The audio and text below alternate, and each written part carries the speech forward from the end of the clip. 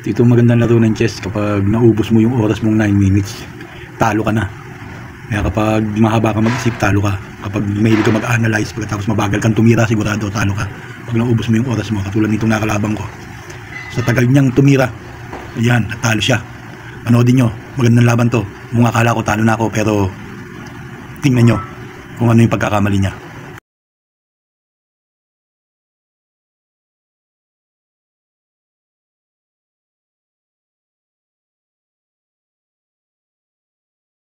Kung makikita nyo, 3 minutes na lang yung natitira sa kanya. Tapos yung sa akin, 7 minutes pa.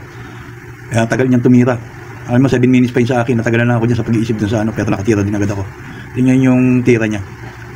Rinatret siya doon sa aking pagkalagay ng pin, papunta doon sa king niya, diba? Yan, tingnan nyo kung paano yung gagawin niya dyan, kung sa palagay niya talagang makakasubay pa siya doon sa tira ko. Tingnan nyo yung kahuli-hulihan niya kung anong ginawa niya.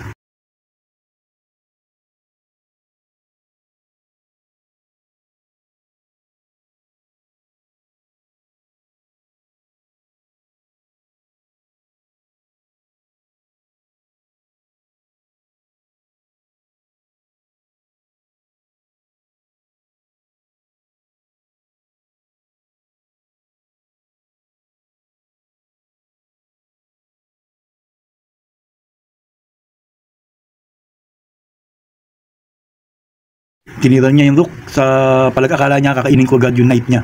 Hindi niya alam, checkin ko siya. Kasi mas maganda yung checkin mo siya kaysa sa kainin mo yung knight. Check yun. Check tayo, di ba?